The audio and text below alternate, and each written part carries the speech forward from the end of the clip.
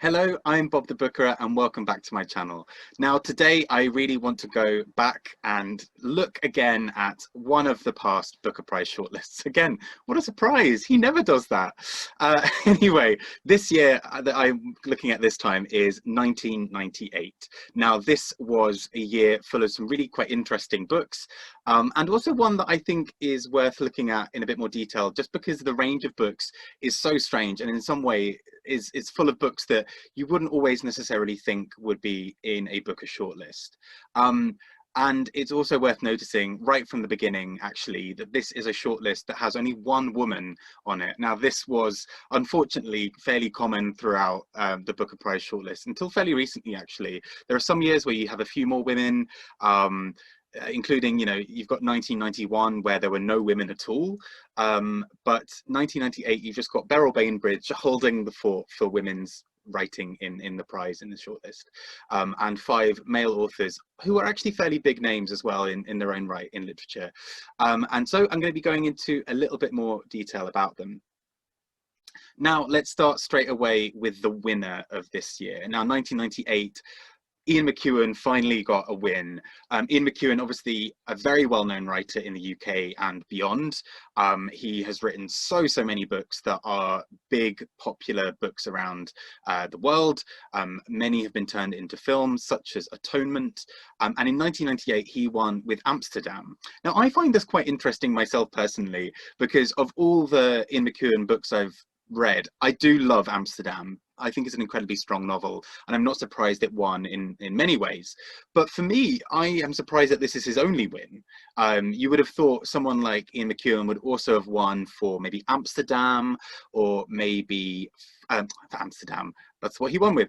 You would have thought he would have won with Atonement, or maybe On Chesil Beach, which actually very nearly won in 2007. It came right down to the wire where people actually thought that maybe it didn't count as a novel because it's so short. Maybe thought maybe it's a novella, we can palm this one off and maybe discount it. Anyway, so he wins for the first time with Amsterdam in 1998. Now this book is all about these 2 men who have been sort of friends or known each other for quite a long time, and they both in their own way make a series of mistakes, or their lives start kind of going awry in several different ways, and they essentially decide maybe we do the thing that we think is maybe the right thing for us both, and we make a pact. We go to Amsterdam and have ourselves euthanized, essentially, going to a euthanasia clinic to die. Now both men are struggling in different ways. So one of them is this journalist, and he suddenly basically realizes that he's got information that could sink this politician who is corrupt and horrible and is going to bring a lot of suffering to a lot of people. However, the whole, part of the reason that this politician is seen as so dangerous is because he has really hard and harsh views towards, for example, sexual freedom and sexual identity. And so it's kind of seen that in taking him down, it will make a lot of people's lives a lot easier. However, the scandal that basically threatens to upend his career is kind of finding these pictures of him dressed in women's clothing, and particularly very sort of sexualized photos of him in those women's clothing. And he's then got the moral dilemma of, if he publishes these pictures, he is helping to take down a politician who is potentially very dangerous, and he's maybe saving a lot of people a lot of difficult times ahead. However, his crusade he's doing this on is about sexual freedom, and so actually in taking this character down with these photos, he's kind of in many ways enabling the very scandal and sort of discrimination that he's meant to be fighting, right? He's essentially saying, I'm going to mock this person for wanting to wear women's clothing and be kind of sexualized within that, but also I'm doing this for, sexual equality. And that, that really doesn't seem to be a great thing. So he really wrangles with this idea and eventually does decide to go ahead with it. However, he then sees how this has created this really horrible toxic atmosphere, and he really kind of can't live with himself about what that looks like. On the other hand, his friend and this sort of other character is a composer who is trying to compose this anthem that will be the kind of new piece of music that's going to be so defining for the new millennium in 2000. And he has been really trying to craft this music for a very long time, and ultimately is unsuccessful. He gets series upon series of writer's block, and he cannot access it. And I don't kind of really want to spoil it, but there's a really powerful scene towards the end where we kind of learn about what this piece of music has actually ended up being, and it's fairly disappointing. And that for me is so sort of powerful about this novel. Again, I am surprised that this is the one of Ian McEwan's novels that actually won the prize. But I think in the context of the rest of this shortlist, it actually makes a lot of sense. So let's go to the rest of that shortlist. Next up, we have Beryl Bainbridge with Master Georgie. Now, I've spoken a little bit about this in my Booker Prize Icons video on Beryl with terrible quality, so please excuse that. Just listen to it if needs be, don't look at it. The novel is all about these characters in the midst of war. And what is so brilliant, as always, with Beryl Bainbridge's writing is the real attention to voice and character. I don't think it's necessarily my favourite of her novels. I think I maybe prefer The Bottle Factory Outing or some of her other books maybe a little bit more, but for me, I think this still is so quintessentially Beryl Bainbridge. There's a real strong sense of voice, these really heartwarming characters, and these kind of intricate plots of characters being very human. Beryl Bainbridge, her writing is always characters making decisions that, although not logical in a broader sense, make absolute sense for humans. It's what humans do. We do very silly things. We follow our impulses and desires perhaps more than logic. And these characters kind of in many ways have that as well. And so these characters during this time are fighting and trying to find their identity, but equally trying to really grow into what this world is. It's such a turbulent and confused world, and all of the characters are really trying to piece together who they are within that framework. Again, as I said, maybe not Beryl Bainbridge's not my favorite of Beryl Bainbridge's novels, but again, very quintessentially her. This was the novel, actually, incidentally, that won the Best of Beryl Booker Prize. So they put together all of Beryl Bainbridge's 5 Booker Prize shortlisted novels, because she never actually won a Booker Prize despite 5 nominations, and awarded Master Georgie as the kind of winner of those. So technically there are 2 winners from this year, but Amsterdam wins out as the kind of proper winner, as it were, from the year. And this Master Georgie is still a great novel that's worth checking out. Next up is Julian Barnes with England, England. Now, I mentioned this again in my video on Booker Prize Icons around Julian Barnes himself, but England, England is all about this idea of what is it to have a country. What is a country's history really? Kind of this idea of the commodification and commercialization of a country's history and culture, and what that ultimately means. So in England, England, it follows this idea that, you know, this kind of old thing that's been said for a long time, which is that if everybody was standing up, you could fit the entire population of England in the Isle of Wight, or on the Isle of Wight rather, if everyone was just sort of standing. Now, maybe population wise, that's maybe changed now. England's population has gone up a bit since, but it really concerns this idea of trying to create a mini England within the Isle of Wight. And so, for example, getting all of Britain's history, particularly English history, but there is a kind of a weird overlap with some of wider Britain's history.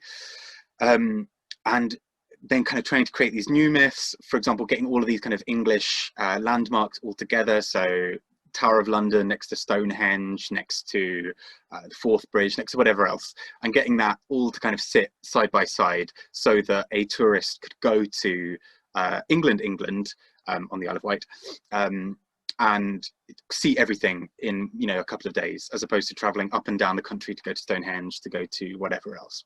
Now, it also plays with this idea of what is unique, what is authentic, And this idea of actually, you know, if you go to see a replica of, for example, the you know, of Stonehenge, is that the same as actually going to the real thing? Does it matter?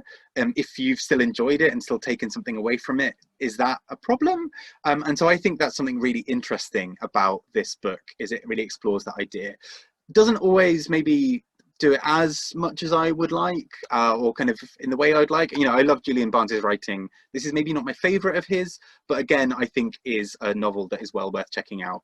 And it's worth saying, you know, already just from the first 3 novels that I've spoken about here, we've got 3 really big hitters in British literature shown in this prize. The 1998 Booker Prize, you know, already we've got Julian Barnes, Beryl Bainbridge and Ian McEwan, 3 really big writers in British literature. And actually the list itself is very British.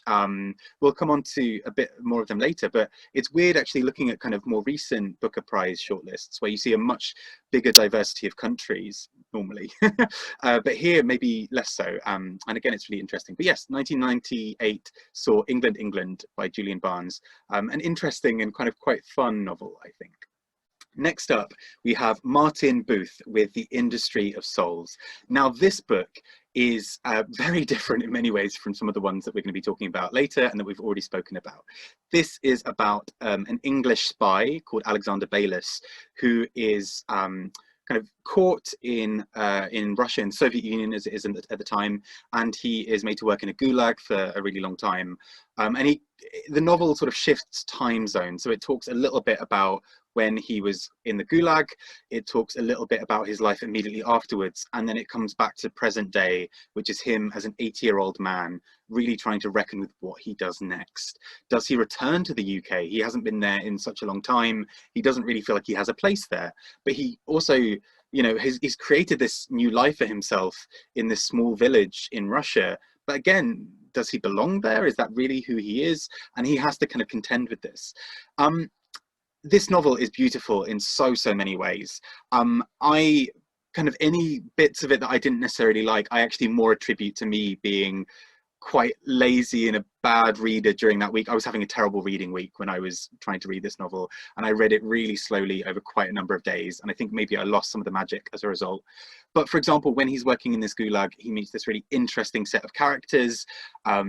He starts learning bits of Russian. He obviously faces the danger of everything that's going on, but at one point they, for example, dig up a woolly mammoth, and there's this whole discussion about how uncovering this woolly mammoth will help in this kind of Cold War arms race kind of thing of making the Soviet Union look incredibly strong and powerful again. Not only have they managed to find this mammoth and the kind of cutting edge of science, but also this understanding that the Soviet Union has this long history, and, you know, the land has such a richness to it. You know, there are all these sort of secrets underneath it. And so he actually is an interesting character all the way through, because he has to sort of balance any sort of feeling he has of British identity with kind of Soviet identity, and kind of how he slowly sort of seems to become a character like that. And what I think really sets this novel apart from, you know, this could have been a really, you know, bog standard run-of-the-mill novel, but what for me makes this really powerful and important, why I now totally see why it's part of the shortlist, is it explores this idea of forgiveness and of living a life where you've let go of some of these difficult things. He could have spent the whole novel being really bitter and frustrated. He could have moved back to the UK and spent his whole time crusading against the Soviet Union. But he meets all of these characters who are equally trapped by the Soviet Union regime as he is. He's a spy, and yet he kind of sees that this enemy is full of people who are equally fighting against the government or against the state. He is taken in by families who look after him, and there's this really beautiful moment where somebody who's put him up soon after he's escaped from the gulag, they give him a set of cutlery, and they say to him, well, you know, every man should have his own set of cutlery. And there's this real sense of giving him back something that he's lost. And right at the end of the novel, he's reminiscing over, you know, his life in the UK and whether he should go back, and he finds out a little bit more about his family and what's been happening in the long time that he's been away. And he never really seems to lose that sense of love and of warmth. He's opening his arms to all these characters, and willing to taken in by them and to be looked after. And it's really quite powerful. Again, this ties into one of my absolute loves in books, which is an older character looking back wistfully over their lives, thinking about the choices they've made and, you know, any regrets or anything like that they've had. That's a thing, that's a trope that I absolutely adore in books, and I think is done really powerfully here. For me, if I were choosing the Booker Prize winner myself, if it wasn't Amsterdam, which I think is actually perhaps the right winner from this list, I would probably have put The Industry of Souls as my next top choice. I just think it's a beautiful, powerful novel, and I can't believe I've never really heard of Martin Booth before, based on this novel. He seems like a, you know, I think by this point he had written sort of 13, 14 or maybe more novels. I'm kind of staggered that I haven't really heard of him before, but again, yes, a very, very interesting book, and one I really want to go back and check out a little bit more of. I want to see if there's a film version or if there are any other things I can read around this. Next up is a book that I just think is such a wonderful wild card in this list. It's Patrick McCabe with his book Breakfast on Pluto. Now, I watched the film of this years and years ago and hadn't realized at all that there was a book until I came around to kind of looking at Booker Prize shortlists.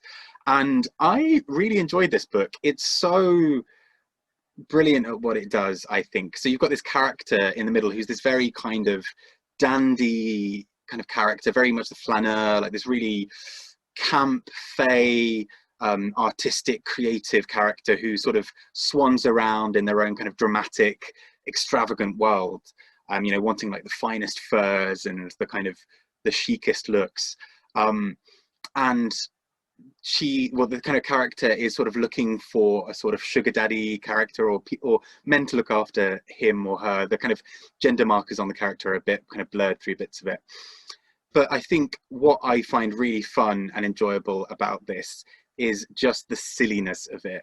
But all of this silliness against this really dramatic backdrop. So actually, all the time this is happening, we have troubles around Ireland. We have these kind of conflicts and scenes of sort of terrorism and kind of attacks. And actually to the point where the character is sort of seen as potentially being some other characters are a bit skeptical about whether this character was involved, but they are so kind of extravagant and flamboyant that people think, well, you know, if you wanted to plant a bomb, you wouldn't have put it on a character like this. They're so out of this world. You couldn't possibly do that, could you?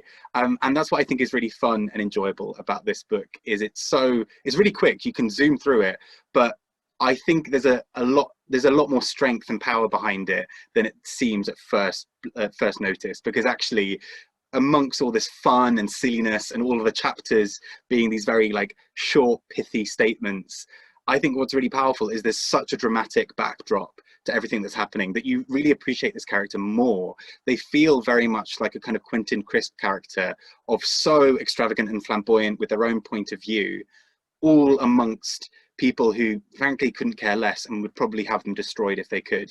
And that makes their ability to withstand this and be resilient even stronger, because we see that they are able to be themselves even in a time when probably most people would reject them or hate them outright. And I think that's what makes this a really fun, powerful book. And last but not least on this list is Magnus Mills with The Restraint of Beasts. Now, this is such a bizarre novel in many ways, and the premise of it just does not sound like it should work in the slightest. It is about a set of characters whose job it is to put up fences, and they put up these fences to support farmers and to make sure that, for example, sheep or cattle or whatever can't get out, hence the restraint of beasts. However, obviously, as with most novels, the title plays a secondary role as well, and has this sort of second meaning, because we see that these characters are increasingly caught up in the circumstances of their lives. So they don't have that much control over what they're doing. They're very much living paycheck to paycheck, and they are trying to make this work in an environment that really is not for them in some ways.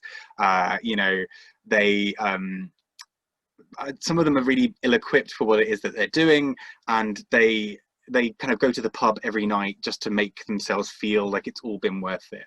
And it feels pretty much that they only work to get pub money to distract them from the life they're living. They have no other life really outside this, and they're trapped in many ways. Again, the restraint of this all. However, what makes this really fun and original and interesting for me is the humor of this book.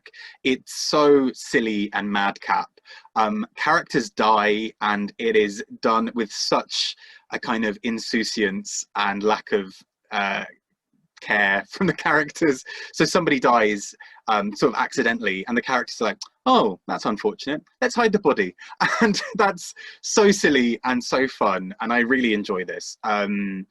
I laughed quite a lot during this book, particularly when I think the second death happens and you're like, oh, this is a thing, this is going to keep happening. These characters seem to have no comeuppance for any of the deaths. In fact, if nothing else, their boss starts to kind of wonder why they're not being paid, and thinks, oh, well, when did you last see that farmer? Because we haven't heard from him in a good few weeks, and he's meant to have paid us by now. This is all very strange. And actually, again, that really furthers the difficulties that these characters have, because they keep on expecting this big payday is going to come in where all of their work will suddenly be worth it. And actually, what happens? They accidentally kill or lead, sort of either it's manslaughter or accidentally kill or whatever these characters, and then realize that they were the characters who were going to pay them. And so again, they're back to square one and they don't have money. They get kind of caught up in some sort of madcap schemes towards the end to make a bit more money, and they essentially get caught up with the wrong people who are actually a rival fence company and also butchers by trade. It makes a lot more sense in the story, but even then it doesn't seem to make that much sense. And that's what's so great and funny and silly about this book. It is bizarre, and I enjoyed this far more than I was expecting to. I also raced through it. It's a really easy read just because it's so fun and so silly and irreverent. And it comes towards this ending where you kind of know what's coming, right? These characters are so trapped in this really silly, bizarre world, and you know that they're never really going to get out. And you get towards the end and you think, yeah, they're not going to get out. They're screwed. And I think that's what's really fun and silly about this book. So that brings us to the end of the shortlist. 6 really, again, very different and very silly books, very, very British in tone overall as a prize. And I just think this is a really fun list. It's maybe not a list that I would have gone and read much of apart from this. I mean, I'd already read the Ian McEwan. I would have eventually come around to the Beryl Bainbridge and to the Julian Barnes book. But seeing a book like Breakfast on Pluto alongside some of the other books is just so much fun. Again, Martin Booth's Industry of Souls, I just think is brilliant. And so, yeah, if I had my choice, I would personally have put Amsterdam still as the winner, with Industry of Souls a very close second. But I think all of these books are worth checking out. They're really fun. There aren't any books on this list that I desperately did not like. I really liked them all. I warmed to them all. Maybe they're not books that I'm going to go away, and rave about for the rest of my life necessarily, but I still think are well worth your time and effort. I've been Bob the Brookerer. I hope that you've really enjoyed this video and looking at these lists. We'll be focusing on different years each time, but please, as always, enjoy your reading. And if you've got any sort of recommendations of any follow-up books from any of the authors I've mentioned here today, or any other books that you think could have been good contenders for this prize, I would love to know them. Regardless, have a great time reading. I've been Bob the Brookerer. Take care. Bye-bye.